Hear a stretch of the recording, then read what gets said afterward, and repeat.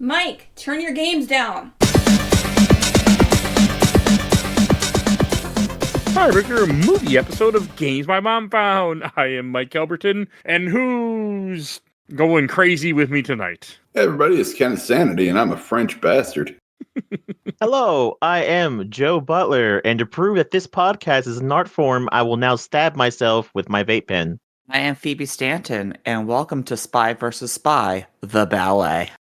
That's a good one. I did not That's get that fucking joke. great. You don't get Spy vs. Spy? No, you talking about the black and white spy? Yes! Oh, I know what it is. Does that count? It's one of my favorite NES games of all time. Never played it. Yeah, that's what we're here for. We are here to talk about Black Swan, directed by Darren Aronofsky. Thank you. Screenplay by Mark Heyman, Andreas Hein, John McLaughlin, one of those, and his production company, Cross Creek Pictures, Petroza Pictures, Phoenix Pictures, and came out back in... Wow, this movie made money, too. Yeah, don't worry, guys. If you do the math, it gets really depressing. We are now further away from Black Swan than Perfect Blue was when Black Swan came out. Oh, I hate that you said that. You had to. She's mean like that. Somebody would have at some point. No, I wasn't planning on it, but I hey, didn't that's realize. cool thing. I don't do math. Math hard. Math is great. Actually, math is. I'm decent at math now, but it was my worst subject when I was younger. I hated it. Still don't like certain parts of it, but I know it. All right, and I always like to start these off with our memories. I somehow have never seen this movie before, even though I'm kind of. I like Natalie Portman, not kinda. I've never seen this film. Never even it's just been vaguely on my list. It's been on my to-do list since Spooktober because it's technically considered a horror film, even though it's a light horror film. But yeah, my first time ever seen it was this week. Ken. I saw this in the theater. Gross. Yeah, shut up. How do you think I feel? I was just reminded of my own mortality. But no, I saw this in theater. I was super hype on it. Young Ken was obnoxious when it came to film bro stuff. So I think I probably saw this the first week it was out. And I was like, oh man, it's so great. And then I watched it again. This is the second time I've seen it. So that's fun. And Joe. This is my first time seeing it. Oh, I did not know that. I've never seen this yet. This is in the, I like to call it the unsingle sister age and era, where my sister got a boyfriend, so anything that came out, I didn't go see it with her. She took her boyfriend. But man, I'm sure glad I didn't go see this movie with my sister or my girlfriend, because holy shit. Also, my husband hates this movie, so the hus hates this movie apparently. So, we'll get into that. It's a lot to do not with the movie, just bad vibes, and also weird tidbit: Joe Butler, pansexual freak, husband. 100% gay, 100% into men. So anything that involves sex scenes, very gratuitous sex scenes with women, he gets immediately grossed out. So Fascinating. I find that interesting too. Phoebe. I saw this in theaters with my mom. Oh, how'd that go? you win. Surprisingly well, because we've also watched Game of Thrones and stuff together. Art is art. We can push all that stuff aside. I don't think I could sit there and watch a movie with sex with my parents or my grandparents. In fact, I would rather eat a grenade. I don't know if it was her idea to see this or my idea to see this, which is really interesting because the only other film of his I've seen is The Fountain, and I fucking hated The Fountain when I first saw it. Now, also doubly to be fair, I have not seen this. I did not get spoiled except for one specific part in this movie, which once again someone lied to me in high school. But they did not advertise that this movie is full of sex in the trailers. So the sex scenes legitimately surprised me. Good. I don't understand that, because when I went to go see this in theater, I had a clear understanding of what I was in for. No, I went in with just the understanding that it was going to be about ballet and two rival girls and might be a psychological thriller. This might have actually been my idea because at that point we had gone to see two actual stage performances from the Boston Ballet. We had seen Don Quixote and The Nutcracker. So it's probably a horror film about LA, that sounds awesome. Let's go see it. Don Quixote's weird. Don Quixote is weird, especially in the ballet. Yeah, I've only ever been to one ballet. I went to see Nutcracker once a long time ago. I don't care for ballets. Oh, uncultured swine. Also, you really don't want to. You're not going to like the next thing I'm going to say. I'm also not big into live music either. See, you say you're not into live music, Mike, but I went to go see the Sonic you need to find one you're really into. I went to go see the Sonic Orchestra. I actually had a really good time. Now, to be fair, I also have an idea. You ready for it? You ready? It sounds crazy. You ready for it, Mike? Sure. You get stoned beforehand, so you yeah. enjoy the whole time. I mean, you're not wrong. That definitely. I go to some concerts, and I have enjoyed some, but I'm not. I usually part of I don't want to spend all that money. You go to ones that you actually like. Give an example. I would kill to go to the Kingdom Hearts one. I also wouldn't mind going to the Final Fantasy one, which the current Final Fantasy orchestra is going to be 6, 7, and 10. And I think we're getting a Silent Hill orchestra, or no, Resident Evil orchestra. Actually, they were getting both. Not together, but separately. We're getting a Silent Hill and Resident Evil orchestra. So, well, I don't know if it's Silent Hill. I know Akira Yamaoka's just on tour. That might be what I'm thinking of. And he's not playing anywhere near me, which is ridiculous and annoying. I'm a little surprised. It's okay. You're playing Texas and not Chicago. Get the fuck out. You want to hear worse news? Speaking of Silent Hill, I need to put this in. Either one of y'all remind me to put this in the group chat. Only AMC theaters are showing Silent Hill, and it is not showing near my sister, which is funny as hell. So I'm surprised that movie is actually coming out. Me too. Me too. Hey, there's an AMC right by my house that we'll be going to, Ken. So, are you going to see the fucking Silent Hill film though? He's traveling up here so we can go all see it together. Oh my god. Honestly, if I wasn't going out of town, I might actually consider going to go fucking see Mike too, like just taking a train up there and going to go see the fucking movie with him. Pick you up from the train station. Yeah, but no, I'm going to be in Texas, sadly, so I can't see the movie till Monday. So no spoilers in chat until Monday. Okay, so here's the thing about Silent Hill playing at AMC. No, that's not true. Okay. Because Silent Hill is playing at the Classic Cinemas near me, which is not AMC. Well, Classic Cinemas also kind of do that too, where they go and like they'll ask, request stuff like that. Like my cinema does that. They're not doing it for Silent Hill, sadly, which is also pissing me off. So I have to go to AMC. But I have a movie theater near here too that does stuff like that. So Ken, what is the plot of this movie? We just way got off point there for a minute, didn't we? Yeah, I know. Enough about Silent Hill. Speaking of Silent Hill, speaking of hallucinations. Okay, Silent Hill is not really hallucination. Well, hard to say. Can I go? Please. Can I? No.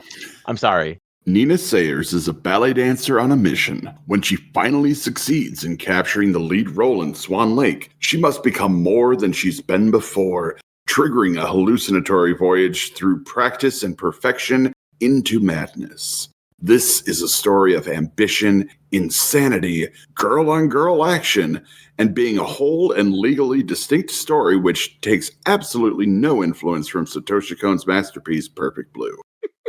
Would you say it's Kenneth Sanity? No, I wouldn't. Damn.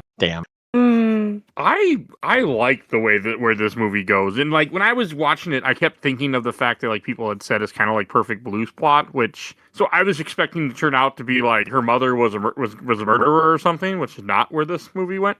That's what I kept waiting for. No, but her mom is pushing her, like Rumi was pushing Mima. By the way, Mima, Nina, come on, that's all letter difference. So back in the day, I did hear like a huge rumor that apparently this was supposed to be a Perfect Blue American live action remake, and they couldn't get the rights to it, so they just kind of had the rights to it.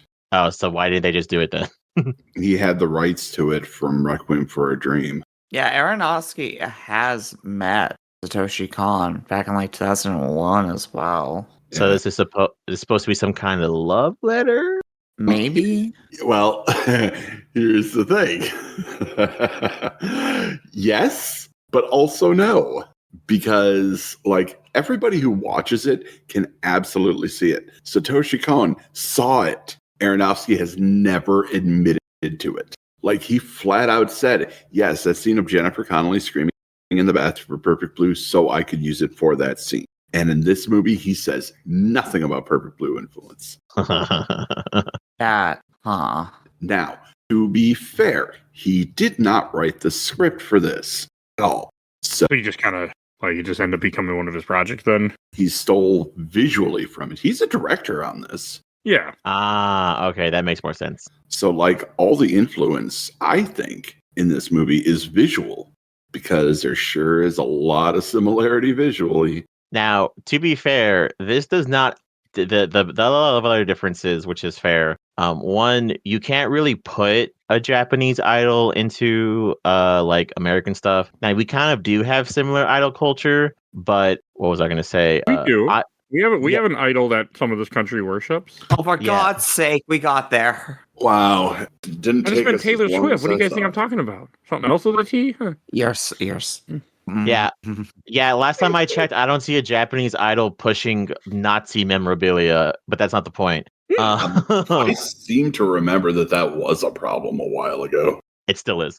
Anyways, but making it into a like a ballerina, which also is a different choice because they one thing that I do think it's funny about this movie is you have to at least know that they're living in their own world. Because I don't give a single shit whether a ballerina is famous or not, but clearly all the people in the ballerina world do. People, like, I know stuff about ballerinas, and, like, when she was breaking into shoes and doing stuff with the shoe, like, I knew what she was doing, because I watched a documentary about ballet stuff before for some reason on Netflix, because it was there, so I know a little. But yeah, no, I mean, we're just not the crowd, but for the people that are in that crowd that, like, they know. I mean, to us, I'm like, what? I don't know. I did text my resident ballet expert for this movie to ask about the shoe scene. So I have probably seen the same documentary Michaelton's talking about. Don't ballerinas go through like 1,000 shoes in a year or some shit like that? Yes. Go through a lot. Yeah. No, I was specifically told that professional dancers go through many shows over the length of a show. Oh, yeah, that's fair too. Yeah. Now, will they ever make a ballerina shoe that does not have to do that? Who fucking knows? As long as Why that would you when you company's can sell more shoes? yeah, as long as that company's making money and no one gives a shit, no one cares. Look, let's talk about capitalism and planned obsolescence, all right? Look, we're already off topic. We've gone off topic already. We're going to go back to it. They're never going to make a ballet shoe that withstands the actual beatings because such shoe would have to be so rigid that it would not be practical for ballerinas to use. They literally do not have the materials to make such a shoe and still be able to be danced in as it needs to be. There's literally no market for it because, like, I'm pretty sure one company makes ballet shoes, maybe. I don't know. I'm probably wrong. Don't at me in the comments. I don't care. But when you do ballet shoes and then all of a sudden your business dries up, what's the point? It's the same reason that they're never going to cure cancer. Or we're never going to completely get rid of toilet paper. Yeah. But I want my 3 seashells. Bidets, girl. Bidets. No, to be fair, Ken, we are not off topic because just like in Perfect Blue, go if you haven't listened to that episode, go listen to that episode. Just like Perfect Blue, we have to get into the mindscape of why this is important. Give an example. Ballerinas do a lot of like I wouldn't be a ballerina. What's a male ballerina? Ballerina? No, still ballerina. Yeah. I wouldn't be a ballerina. Their feet are fucking atrocious. Look, man, like, people give football a lot of shit, but, like, ballet is just as brutal and barbaric as football. Ballet It just looks prettier. Yeah, ballet's fucking terrifying. Like, it's one of those things that's like, yeah, you train every day in like in football. These bitches train every hour in ballet to the point to where they like break limbs trying to bend certain ways.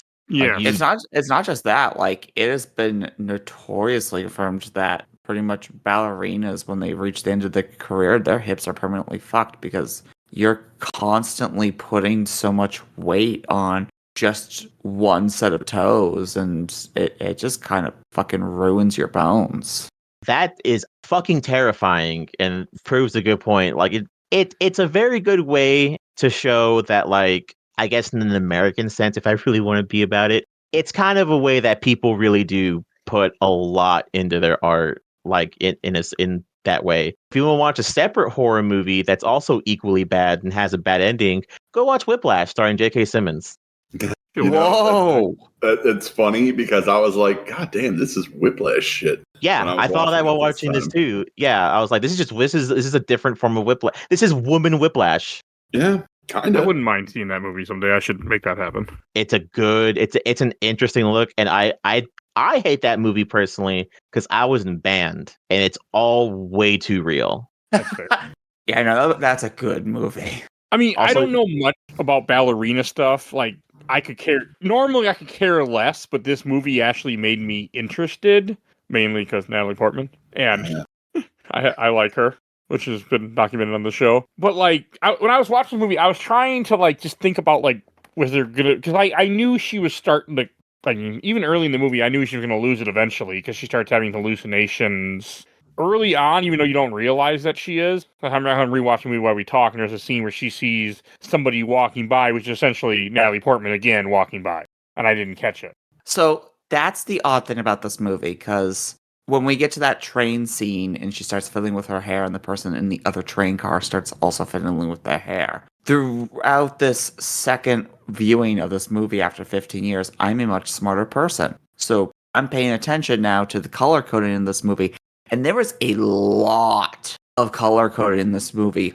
Holy shit. And one of the most interesting things is the whole idea of Mila Kunis' character, Lily, is always wearing black. And gradually Natalie Portman goes from white to when she's doing some more ambiguous things, she's wearing gray.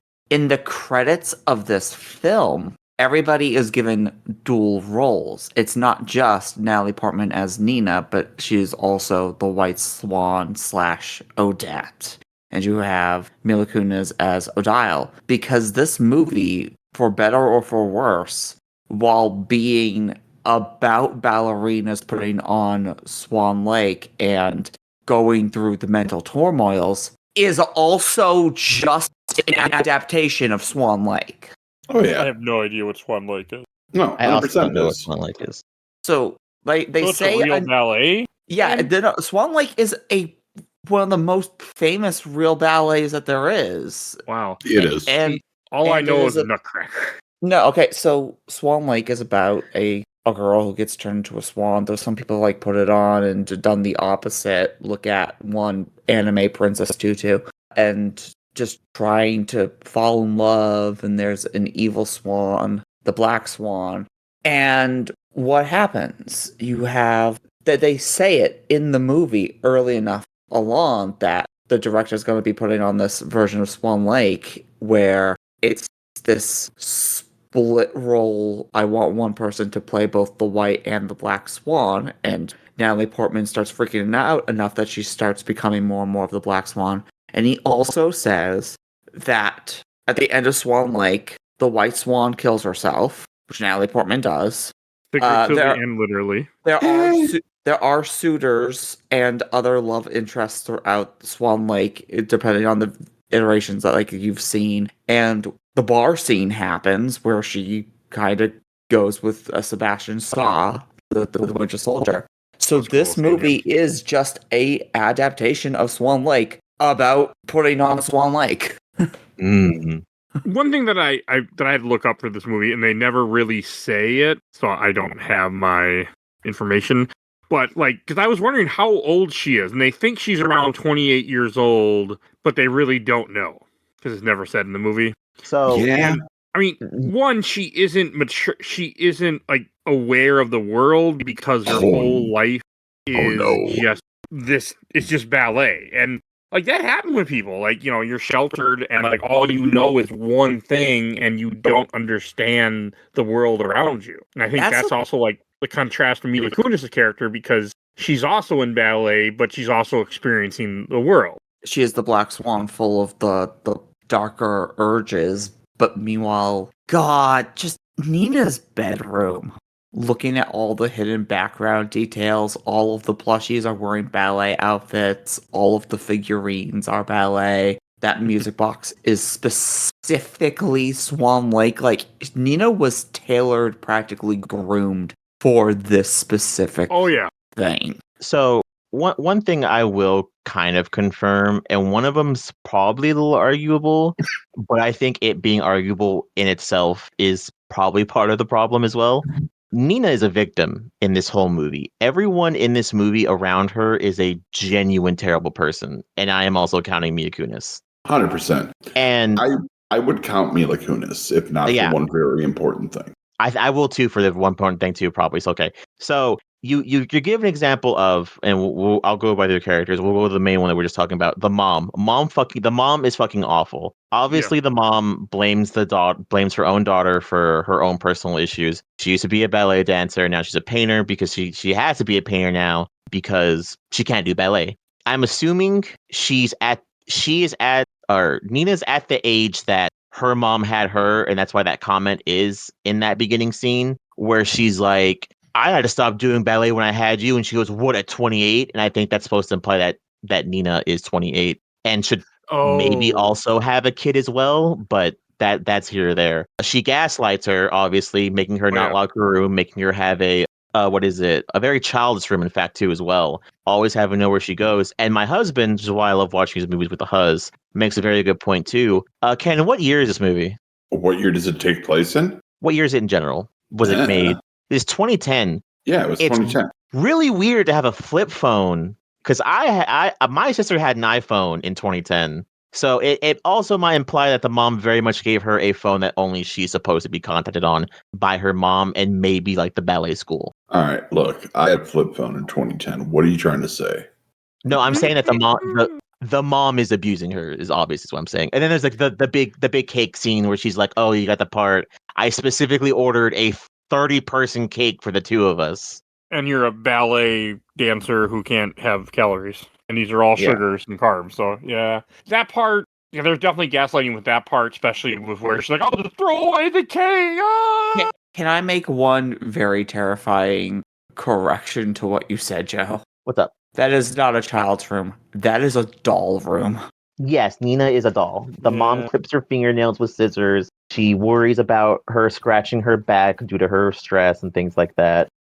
But that's the way everyone also treats her as well. Like the disgustingly ballet director also treats her that way as well. Yeah. Oh, I was waiting to get that guy is a piece of shit. That guy is a piece of shit. I have a question. Vincent Cassell is kind of a piece of shit in every movie he's in. Plays it good though. Yeah. So when she goes in the office with him and he makes some very inappropriate comments as her boss. Did he mean to have her to have sex with him to get the role? That's kind of how I took it. He's like, yes, and they okay. Imply that that's how Beth got the roles as well before she had to retire. Oh yeah. Well, I don't know. Every generation of ballet dancers, he picks a favorite. His little princess. Oh yeah, that was a good ending later on near the end of the movie when he does say that after that's what he used to call Beth, and she's like, and when they have that conversation, like, only you're the little princess. He's like, don't worry, you will be, you will be too, and then she is. So I did not like that guy at all, but you're not supposed to. Yeah. He's an asshole. And I didn't like the fact that, like, when the way that he gaslights her because he's her boss, and I'm like, man, all this stuff is like, but then again, yeah, it does happen in real life too all the time, so. It does happen in real life. That's the reason why my husband doesn't like this movie, for one, besides the sex scenes. Is just that it's very real to, like, this happens on, still probably currently happening as well. Joe, so he acts like you got fired because something like this happening at your job with somebody else. Oh, yeah, that's fair. Yeah. Weird. This really is how, like, ballet and Broadway goes, so sometimes. I'm sure. A lot of acting stuff is like this, too. Well, that's Harvey Weinstein. He knows very well how that works out. Oh, no. Ugh. Not in this movie, or didn't produce this movie, but I know some movie I watched that he produced recently, and I was like, yeah, fuck him. But that's not here. But no, I mean, I wouldn't be surprised stuff like this happens all the time. I mean, I don't know why he lied to her, and he said that he gave the part to Veronica, and then she actually had it. Because he surprised her. She surprised him. That kiss surprised him. He decided to switch it. Yep. Yeah. The bite changed his mind. Yep. Why did she kiss him? To prove a point. I think she was awakening at that bit. And again, it's kind of part of the color coding of this film because she's always so pure and innocent, wearing white and pink. And when you want that dual role of both Odette and Odile, you need to have those darker sides to play the Black Swan. He even says it like you're very scripted, but the Black Swan, the Odile needs to be like free. Needing to be more chaotic. Yeah, you don't receive anything, you give it. And then the bite happens, and he's like, oh, she does have it. But he was also probably trying to find the next person to fuck since Beth was going away. Now, how much of that was Beth was done with it, like done with the sexual abuse, and how much of it was Beth actually retiring because, again, you can't do this type of stuff forever. Ballet is intense. It might be 50-50. It might be on only one side or the other. We'll never know, and I think that's the point. So now we're all sitting here also saying all this stuff. I still stick to what my word is saying, but besides Nina also being a victim, she's also not 100% guilty. And I know I don't know if anybody caught it. So who do you guys think wrote Whore in the Mirror? Lily. Nope. Or She did. She did. Thank you, Ken. Nina grabs the lipstick from Beth's dressing room, runs to you see her, you don't really see her run to the bathroom. The next scene is of her in the bathroom throwing up. And when she walks out, Whore is written on the but you don't see her walk into the bathroom, which means she wrote Whore on the mirror before she went in there to throw up. My husband also believes that Nina's the one who hit Beth with the car. I wouldn't be surprised by that at all. She probably is the only person visiting her at the hospital, so... Yeah, but that visit, when she goes to visit Beth, then Beth starts stabbing herself in the face with the nail file. I think Who's holding that nail file at the end of the day? Nina. Uh-huh. Yeah. So was Nina actually stabbing her then? I think Nina actually stabbed her in the face. Who knows? Like, we're following a very unreliable, very unstable, more so towards the end, narrator. Mm-hmm. You do have some very good unstable moments. Give an example. I don't think it was ever meant to be in a bad way as well. What's Mia Kunis's character in this movie? Lily, like, give example, the whole bar scene when she gives her drugs. I think that was purposely her fucking with her. Now, I don't think that happened. I think the drugs happened. Now, what I don't think happened was the sex scene. The sex scene didn't happen. Yeah. I actually think what happened was the mom kicked the door open and caught her fucking beating her meat raw and then got freaked out by it and left. I think that's why the mom was freaked out. Yeah, that wake up masturbation scene this time definitely got me thinking more about the themes of the movie. Because there's kind of no reason for it to be here, but there is a 100% it needs to be in this movie. It is the fact that that Black Swan side of her is awakening even further, and she almost lets it fully out, but the mom being there stops her, and she goes back to being that not as pure and innocent as she was before, but still trying to portray that pure and innocent personality of Odette again. But this is like the part of the movie where she starts wearing more gray. The transformation has begun, and it can't be reversed. I think also a lot of it is supposed to be her coming into her sexuality because she's been so focused on one part of life. And in order to do this role, which is all that really matters to her, she has to expand more. And that's part of that is learning your own sexuality. Because I don't believe when he asked her, like, oh, did you have any, or whoever asked her, did you have any boyfriends before? And she's like, nothing serious. I don't think she really had boyfriends. That's fair. No. Probably never thought about anybody because she was only focused on the ballet. No, I mean, I know people that I've met people that just get super focused on their job, and that's all. Like, you can't do that. So that's the thing, because this is, it looks like a bigger studio, but we are talking about the New York Ballet. New York is a very expensive place to live. I wouldn't know how it is in 2010. That might be more of a question to ask, like, Bill. No, I can guarantee it still wasn't cheap. Yeah. So the question is, how much is this ballet actually making? We never see Nina with a day job or anything, but from experience from my mom, the resident ballet expert, ballet was the side hustle. The mom owns the house. The mom owns the house they're living in. So yeah, and her mom was a ballet person and is now a painter. Yes. Which, holy Another shit, the job first that time we see the doesn't really paintings pay. and the eye moves, that was so... that got a jump. Oh, when the paintings start moving at near the end of the movie when she's really No, losing the it? one at the beginning of the movie, we get a panning shot of all the paintings, and one of the paintings, the eyeball just moves. No, I didn't catch that. I think it's supposed to be because is she painting Her daughter. Or herself when she was She- younger. she's painting her daughter. She's not doing self-portrait. She's doing portraits of the daughter. But I do what is it? I'll train of thought. Okay. Damn it, I can't think of what I want to say either. So Ken, I did want to say that I watched this movie almost correctly, Ken. I watched it in two sittings, unfortunately, but I got into this movie where I would have finished it that night, but the woman next to me said it's 11:30. What are we still doing awake when she had to get up at 7 something in the morning? And I was thinking to myself, there's 20 minutes left. I wanted to finish the movie, but we did not. But I could have watched this entire movie in one sitting because I was into this movie actually, which is weird to me. Well, getting closer. Every step is a step in the right direction. I wasn't editing either. Good. Mainly because I was too lazy to go downstairs and get my laptop, but so that played a part in it. Ken, But I also just like this movie. I'm gonna Amazon Prime you a hammer. Please beat mine with a hammer for me.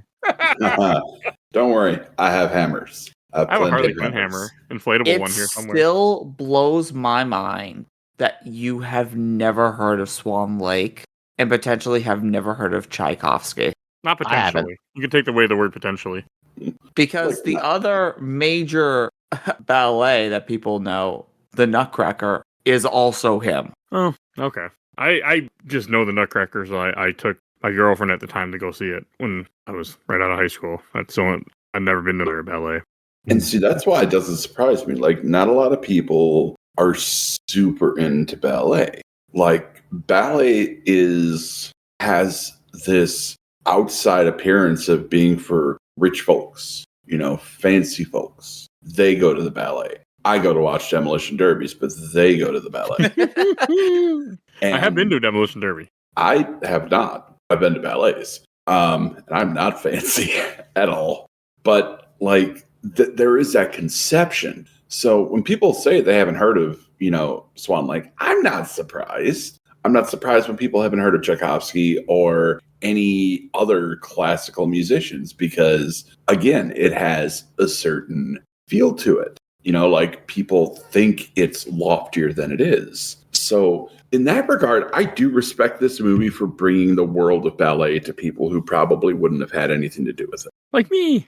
Yeah. Now, Now you see, can say two ballets. I also agree with Ken because not only do I not watch ballet, but also have I never heard of Swan Lake or Tchaikovsky. But sadly, I don't do demolition derbies. I just smoke a lot I'm not of missing weed. anything. I went to one. It was fine. I mean, one thing with this movie that really got me is I enjoyed, especially when you get midway into this movie with all the stuff with Mila Kunis and Natalie Portman, all the lesbian stuff. That got me. Of course. That also just hit my anyone listening to this knows me at this point. That just it hit the spot for me. I'm like, oh, I'm interested more now. With a Hashtag hammer. Mike so straight.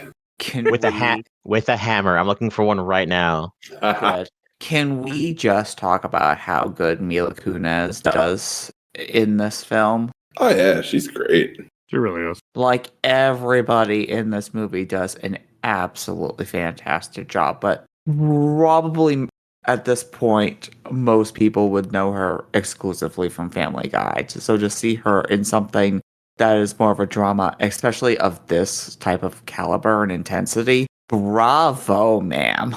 Yes. No. That's not true. This is 2010 Mila Kunis. We're technically still on that 70s show. I want to say Oh, yeah. we might be getting or already are at where she's in the new Transformers movies. Okay. Wait, she's in the Transformers movies? Yeah, she What are you talking replaces about? Megan what's her face? Fox? Megan Fox. Yeah. I don't think that's true. What? Yeah.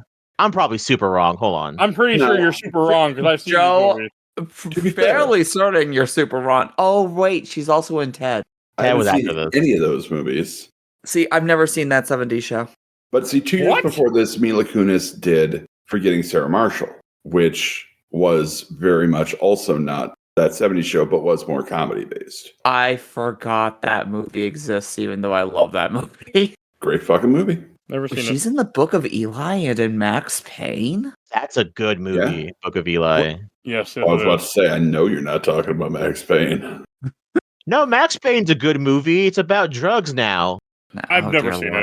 it. But Book of Eli's, I've seen one. I saw it in theaters once. I remember really liking that movie. I've never seen it since, but So, like, I want it's to. not ridiculous that she's, out there doing stuff, but like, this was such a change.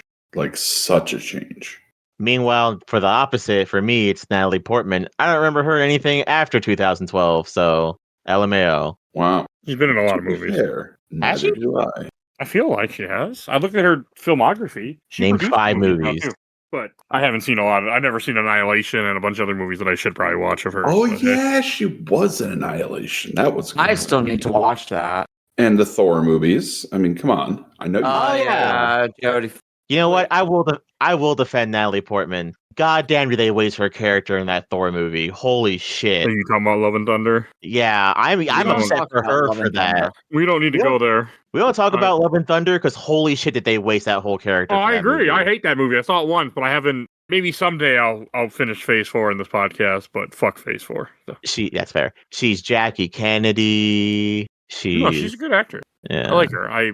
That's why I wanted to see it. I mean, this movie's been on my list for a long time to watch. I just never got around to it. And like, I've also never seen any of Darren of his movies, the director. I've never seen any of these movies besides this. I've seen The No. Fountain, but that was when I was a lot younger, so I didn't have the ability to appreciate it and just saw it as, what the fuck is this? That's entirely fair. And I know our dear friend Zach, huge thanks, likes it. Willing to go back to it. The Whale is on my shelf and still needs to be watched. The Whale is know- on my shit list. I don't think I'm allowed to watch. Really? I don't think I'm allowed to watch The Whale. I think I'll go into a deep depression for like a week. Oh, I same. think that's entirely plausible. Why is it on your shit list? Look, man, I love Brendan Fraser. I do. I love Brendan Fraser.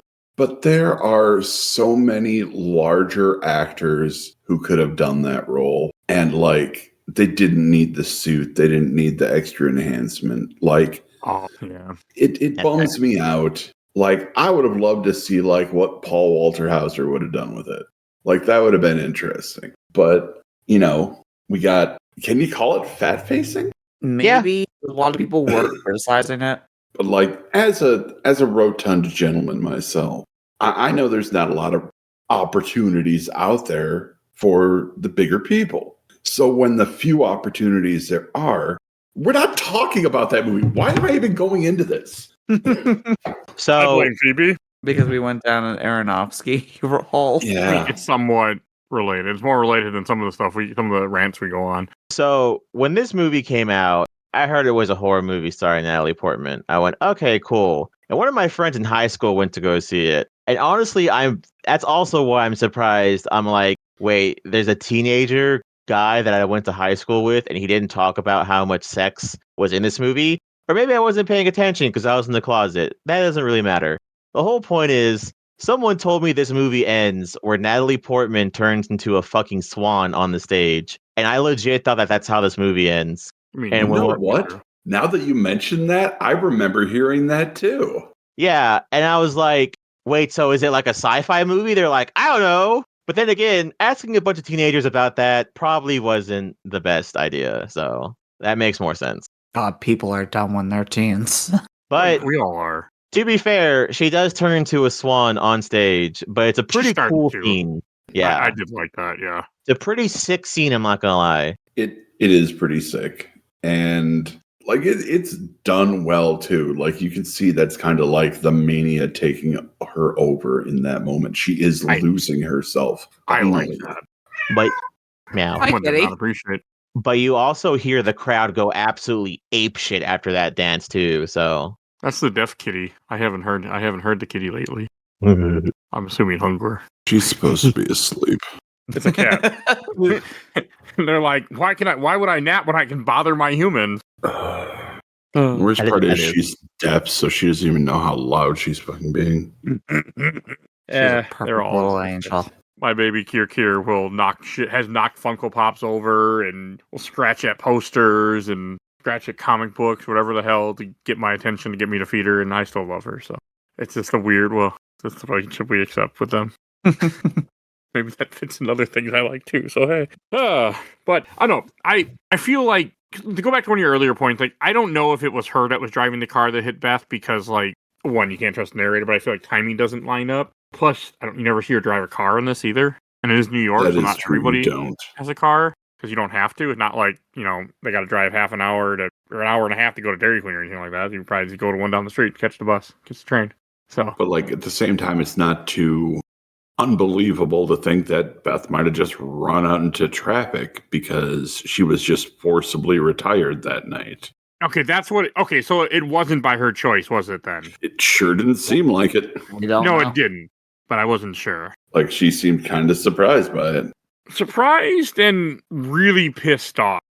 Yeah. Oh, yeah. But she got injured by that fucking car, too, because like when they show her leg, it's like, I was like, ugh, did not like that. I was making fun of this with my husband, too, with the huzz. It's also really funny that we treat ballet dancers like horses. Oh, Talking to you, Uma Musume. God damn it! But yeah, like ballet dancers is kind of like that. When their legs give out, they're donezo. That's it. End of their career. Like professional like sport or things that you just can't do. Like you look at like football players, stuff like that. Like unless they can adapt to the next phase of their life, like it really changes everything. Yeah. You say that, but if I ever lost my hands, I will figure out how to play a controller with my ass. That's right. I'm skipping the feet, going straight for my ass. That's always my biggest thing. I'll be like, I don't want to lose my arms. I had to lose my legs. Okay, I can still play video games but I can't lose my arm.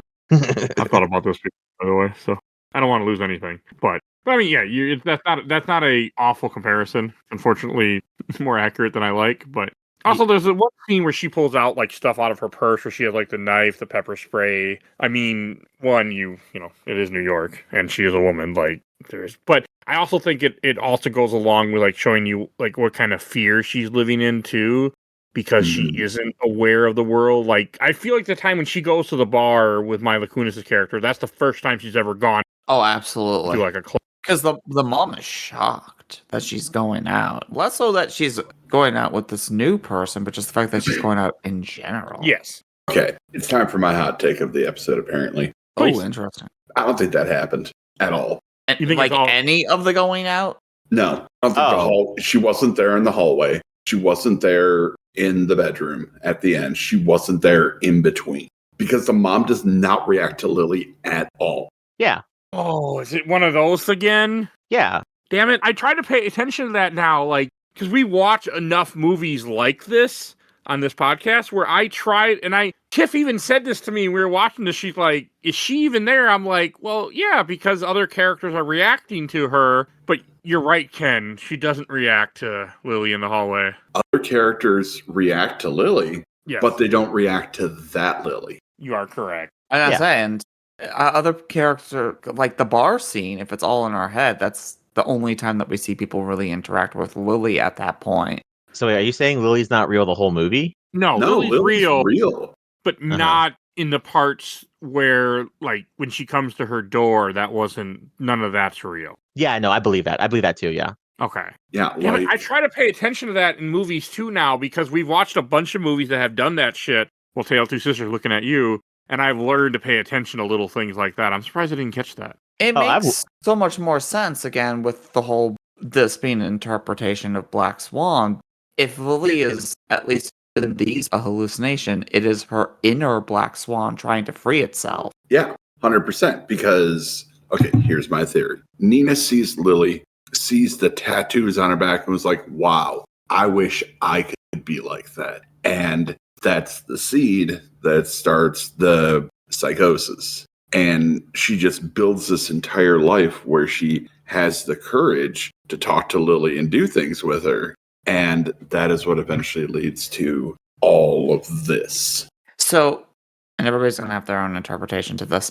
I don't think Lily is gaslighting her or anything in the movie. I think it is Natalie Portman trying to see everything as everybody else is vicious towards me, all this, and she keeps getting vindicated for it, but I think it's all in her head. I think Whoa. Lily was just trying to be like a good person, and the whole, oh, I'm your second. If you don't show up, he chose me. That's just the director being the director. Well, that's just like any type of job like this. There's always a second. Yeah, but Portman, it doesn't help that Nina's been groomed for this her whole life. No, it So the fact that she finally has it, she's got vindication that she was doing the right thing, and then it almost gets swept away from her. Like the whole thing about how she's like, I have to be perfect. Like, you know, because like as you see, like with the bedroom, and you made the earlier comment, like a doll room. I mean, she's, you know, groomed to be this person. Yeah, So there's one scene when they're dancing, Mhm. and the director, you see him touching her inappropriately. Do you think that's real? That's real. touching which person? Oh, Natalie Portman's character, Nina. I think Yeah, that's real. 100%. I think Okay. everything with him is real. Okay. Yeah, that guy's a fucking chode. Again, I'm like, However, Seth. Lily at the end of the movie touching the dancer that's supposed to be like the prince or whatever, I think that's in Portman's head. Oh yeah, 100%. I think Oh, yeah. anytime you see like any Lily wearing black, I don't think that's real. Hmm. Well, except for the parts Okay. when, because at the beginning of the movie she's wearing black. Is she? I think so. When she first shows up. Yeah, because I she bet knows you- that's her perfect idea of Lily wearing all black. So that's the first time she sees her, and she coming thinks in that from was San me. Francisco. I might have to Moving watch from this San movie a third Francisco to time. New York. Well, I'm watching it right now as we talk, but I might have to actually sit down and watch this sometime and pay attention to it because Yes. curious. I was gonna watch YouTube about it, but I forgot to. No, I just didn't want to, I should say. Do you think the part where she comes down and sits with her, where she's smoking after the director decided to be an asshole, you think that's real? Okay, so I'm going back and watching this right now. The scene where Lily shows up in the middle of Nina's tryout wearing dark gray, not black. Okay. And I do think that is very real. I think real too. The early What is she stuff. wearing Yeah, during I mean, the they're cigarette scene? black. Then no. And I mean, yeah, you're probably right, because Because that, you know what, that would make sense because that would mean that Natalie Portman gets the drugs out of her own cigarette case.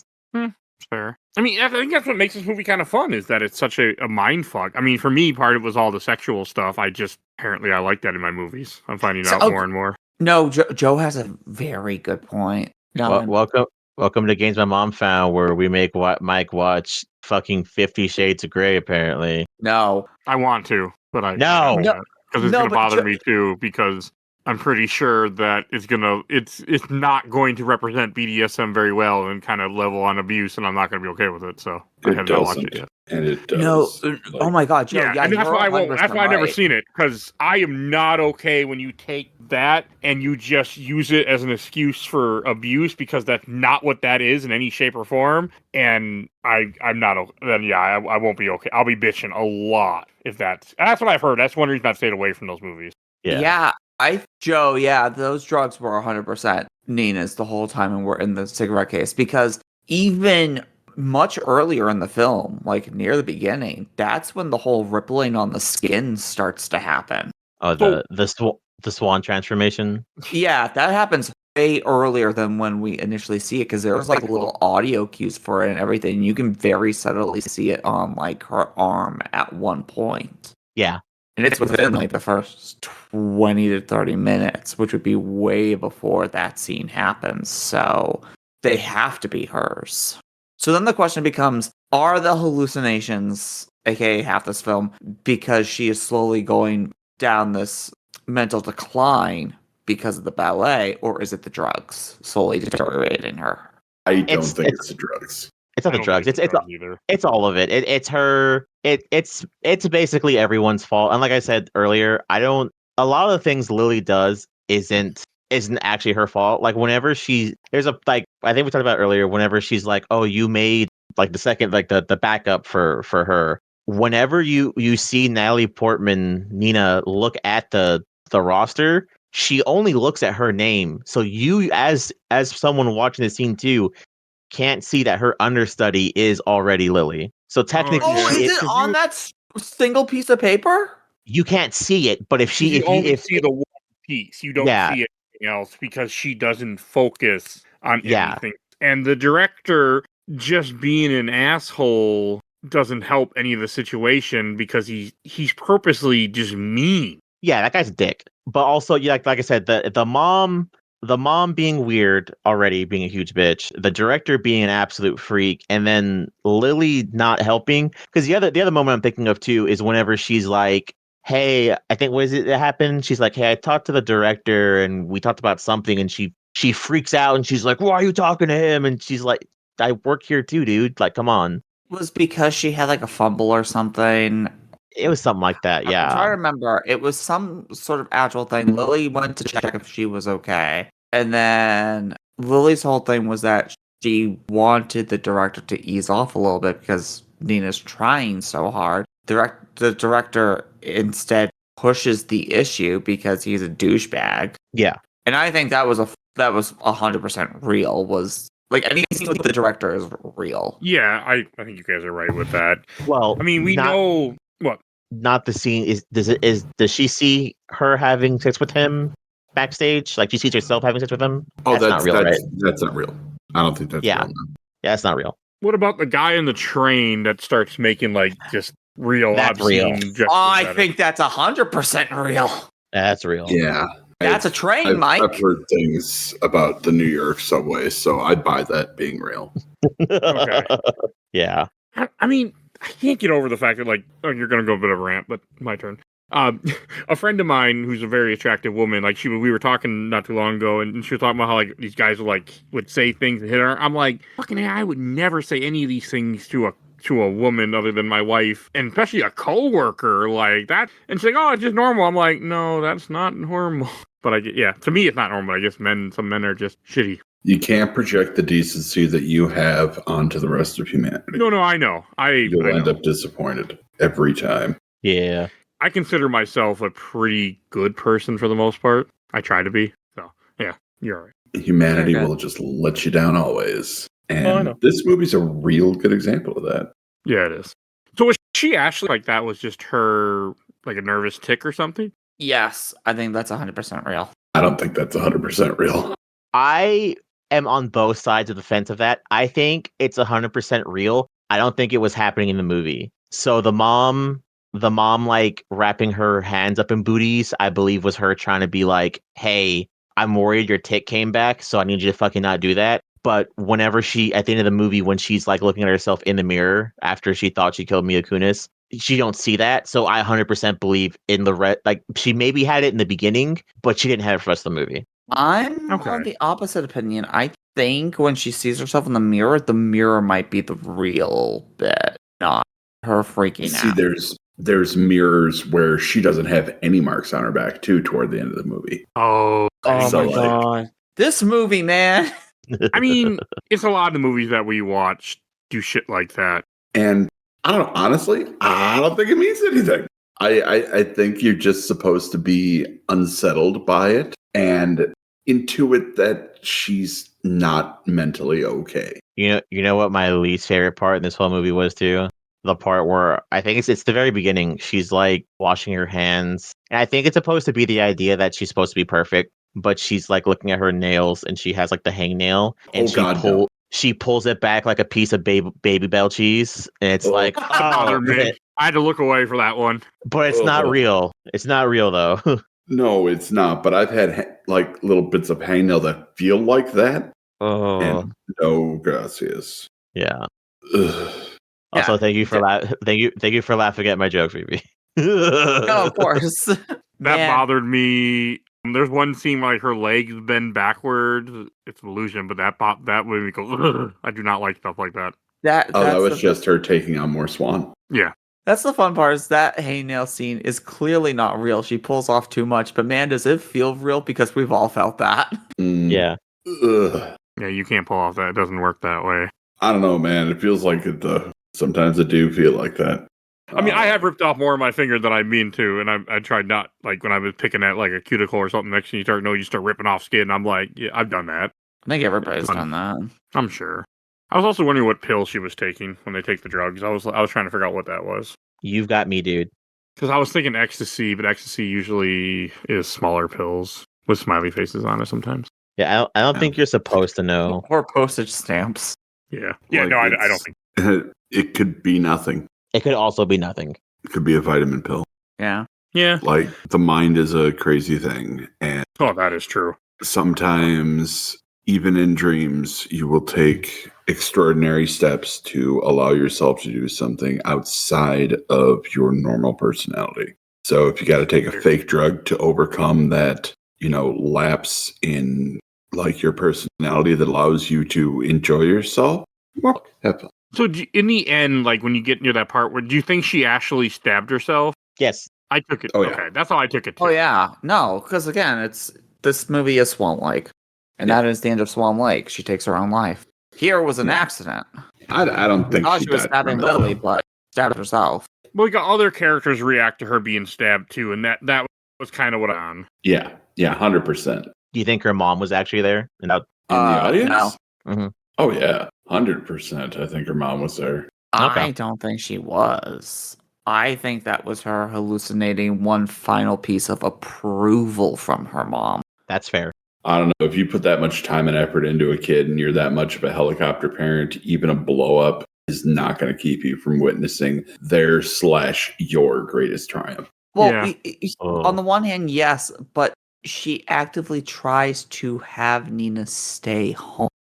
Like, it's the one bit of good parenting she does where it's like, okay, maybe we've gone too far. Let's take a breather, stay in for the night. And Nina's like, no, I am premiering now, and I must go now. I was just wondering if she stabbed herself. It took a long time for that blood to start pooling. Yeah, which is why I think she's still alive. I don't think it was that bad. Like if you stabbed yourself deep enough, especially you're wearing all white, it would have been showing. Not necessarily, though, depending on how tight the outfit is. Oh, fair. I didn't think of And we that, do 'cause I see don't the wear tight measuring clothing. bit. Like, if the Yeah, outfit tight is clothing very, would very keep- tight. Would hold it together like a bandage. Yeah. And This then the is more you're actually exerting not yourself by so- dancing and exercising. Okay. So, Yeah, Ken could be right. It's possible. It's possible. But man, did it start to bleed near the end when she dropped down on that mattress. I was like, Even then, there wasn't that much blood. It's meant to be up to interpretation. Yeah, like, But no, a little bit more. she's fine. She's yeah, fine. no, Ken's right. You can trust me on this. You can lose a lot of blood and still be fine. She's fine. I want to ask Like, more questions, but I'm not going to. It didn't really hit anything vital. Like, maybe she nicked a kidney. You can survive with one. She's fine. So they got her right in the baby maker, but okay. See, I think it was higher than the baby maker. Mm. So, like, You can survive. Yeah. I've never been stabbed, It's thankfully. been for a long while. I've been I had people threaten to stab me and shoot me, but no one's ever done it, thankfully. why?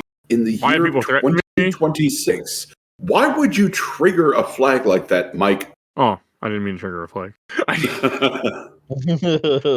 I was thinking of one of my exes that I used to, when I was with her and her ex-husband and whatever the fuck the other guy was, who hated me, the ex-husband who was ex-military, which also makes more sense now, wanted to threaten to hurt me a few times. And I'm like, okay, that's nice. Weird. So do you think the part where she's randomly in a bathroom making out with a guy is real at the club? Yes. Okay, I do too. Maybe. The guy's like, where the Yeah. fuck you going? I mean, that made me laugh. I'm like, Because nobody's there. Because yeah. Lily's not there. So I think that's happening. God damn it. I sent you a thing, Mike, which way? Oh, okay, I see. Messenger. on Facebook. Okay. So yeah, you can lose a lot of blood, I and the see what human you body mean. has a lot of blood. So I've never she barely bled anything. lost a lot of blood, thankfully. Never been hurt like that. We're like 90% blood. It's fine. It really is. You are 70% water. We're basically in Capri Sun. That's funny. It's true, though. I think it's a good ending to the movie. One scene that we haven't talked about that I really like is when she goes back to the ballet and she goes to Mila Kunis. She's like, "Why'd you leave last night?" She's like, "I was with unless your name is Tom and you have a dick. I wasn't with you last night." And I love when she's like, "Wait, you had a dream about me?" Like, I love that because that feels genuine. was actually She's like, was I good? Was I good? Like, that made me laugh. That was actually pretty funny. I'm not gonna lie. That was actually probably the one scene in this whole movie that made me actually chuckle pretty hard. Yeah. I like the sex scene too, obviously, but yeah, that made me laugh. Is Mina Kunis, is Lily real in that scene? I'd say yes. I think so. Okay, so that means the bar has to be real because how else did she get a character named Tom? Because Lily is the one that makes reference to that. Yeah, maybe the bar is real, but nothing Okay. after that. And maybe she went out. I don't. Her mom never acknowledged her, so I don't think she's in the hall. Yeah, And she doesn't acknowledge her in the apartment. Yeah, it is really weird that she does not acknowledge her in the apartment hallway. Because, like, Lily goes, "Where are you going? What's going on?" She never says, "Who's that?" or anything like that. Yeah, so I don't know. That was a pretty rough one, actually. So maybe she just met her out. That could be true Yeah. too. Or maybe there was a we're going out after practice thing that we didn't see. Or maybe she called her. It's possible. I mean, Lily did just move from San Francisco, so looking for friends. Yeah, that's completely possible. I mean, you go to a new city and you're gonna a lot of times make friends with your, people you work with. I mean, I've done it. I get it. This movie's great. I really like this movie, actually. I also really like the back tattoo that that Lily has too, but I like back tattoos. One day I'll Jeff. one day I'll have a back tattoo, but it's supposed to be Gyarados. I don't have any tattoos, unfortunately. I'm too much of a wuss. Same. I was supposed to, when I got married 8 years ago, I was supposed to get a tattoo of Link, and Tiff was going to get Zelda, and that was supposed to be our wedding present from me to her, and yeah, she's still waiting on that tattoo because I'm too chicken shit. Aw. Well, she remembers. It comes up every so often. I love that the back tattoo is specifically wings, like representing freedom. Oh, didn't think about that. But they're also Black Swan wings. Of course they are. Everything in this movie is black and white. Also, a really dumb thing that I noticed that, like, the couple times when she masturbates, most women, I feel like in their 20s at this point, would have had a vibrator or something in their room. Yeah, but if you're like a literal child, 5 Yeah, I minutes know. before You would. decide to try And that's what I think the movie's, going for, too. Like, the way she masturbates is not how a person would masturbate in the first scene, so. I don't know. You do what you got to do to get the job done. Fair. We don't Fair shame. I'm not shaming. It just seemed a little overdramatic. Listen, at this point, my assumption was that was her first time ever doing it. Yes. That's a fair. Okay. Talking this episode. I should have known that was coming, though. It's a sexy movie. It is a sexy movie. This is a movie about Really a is a sexual sexy movie. awakening, but is also Black Swan, that is also a psychological thriller. Mm-hmm. I would have liked this movie in 2010 had I seen it in theaters. I did not. I would have liked this movie, too. It was really good in theaters. It was really good now. Hey, anything else we should say about this movie? I'm surprised we got out as much as we did. Yeah, me too. All right, let's go to Shelf Stacker Box. And Phoebe, why don't you lead us in? I'm putting this on the shelf. Rewatching this, I almost thought it was too much of a slow burn to start off, but it escalates fairly quickly, and that is a good way to experience something like this movie. It starts off slow and just ramps it up to 11. I think everybody performs perfectly. The music is fantastic. The audio cues for the psychological stuff is fantastic. It is just, I don't want to say it's a perfect movie, but it is a perfect talking point to have with other people. Yeah, it really is. We had a good conversation. And Joe. I was going to put this on the stack. I think I will put this on the shelf because I always love talking about it and then learning about things I didn't see originally. And then finding out that's actually pretty fucking cool. So yeah, I'll put this on the shelf as well. And Kenneth. I'm putting this on the stack. It's fine. Wow. Like, look, I think Darren Aronofsky is a director of diminishing returns. Like, I loved Pi. I thought it was great. I liked Requiem for a Dream for what it was. The Fountain was okay. The Wrestler was all right. This is fine. Like, his movies just, for me, keep getting, okay, all right, I get it. You got another trick there? Or so, like, I'm stacking it. Okay. And I'll go last. I'm going to put this on the shelf, too. I really like this movie. Way more than I thought I would. I came into it with... expecting a box from you. Fair enough. I came in it with no expectations, and I left really surprised. So, Wasn't this a Patreon? No, this wasn't a Patreon. This is just, I made a list of things I wanted to do for Spooktober, and then they got added to, and this was just one of those that I just wanted to get done. Oh, okay. So, and then some guy said he wanted to be on it, then you were off for a month. So then I got pushed back too. But no, I just wanted to do this. Just because I just wanted to see it, and I'm glad I did. I did want to finish it that night and just stay up past my bedtime, which I don't normally do. And that tells you how much I enjoy a movie when I'm like, I don't want to go to sleep. I want to finish this. I didn't do that because I was like, well, I'll just watch it tomorrow. But I wanted to. The timing didn't work well, Well, which happens. All right, I think that's everything we need to say, so we'll just go to plugs then. Phoebe, where can people find you at? I am the Let's Play Princess. You can find me on YouTube and Twitch under that name, on Twitter and Blue Skies the LP Princess, and on Nerds of Broadcast, a show that I do with a dear friend of mine, Teacher Bloke 85. Go listen to episodes 75 and 77. They have Joe Butler and Kenneth Sanity on them. yay. And they're great episodes. I can't currently think of what episode Mike is on, but we did have Mike, and that was also great. Listen, we just did those ones, so they're fresh in my head. That's fair enough. And this will come out. You were on number 18. Damn, that was on a while ago then. All right. And if you enjoyed this episode, you will be able to hear our other Natalie Portman episodes, because there will be in the show notes all the ones that we've done of hers, which I've done more than I thought we have. So check those out. If you want to support the show, do a Patreon, Little Dog Vote in our Patreon poll. We have 1 to 2 polls a month. Currently 2 polls for this month and next month. Or the month you're hearing this February, there are 2 polls.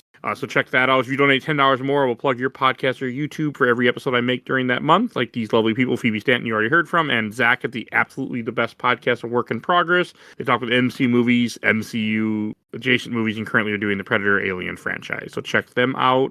And if you want to hear all our content, check out Podbean. You can search on there. You never know what you're going to find. We do lots of weird stuff like this. And please join our Discord. On Discord, you can be on the show. You can suggest things for the show I'll someday get to. So join the Discord. It's free. You're always having new people join the Discord. Also, want to give a shout out to my awesome intro and outro, courtesy Helena at Hell Has Free. Follow her on TikTok and Instagram. And don't forget, A Gamer Looks at 40 with Bill Tucker. And Bill started his new podcast, Carrying My Cross, if you want to listen to a religious show. I don't like religious shows, and I like his show when I was listening to it. And I'm not a religious guy at all. So I like Bill. He's a great guy. So check it out. Especially if you just want to hear about Bill, too, because he talks about himself and his journey with religion stuff. That's really interesting. All right, and please follow us on Facebook, Instagram, Threads, Blue Sky, YouTube, audio only, and rate and review whoever gets your podcast. I think that's everything I need to say, so we'll see you guys all next time. Bye, everybody. Bye. I So long.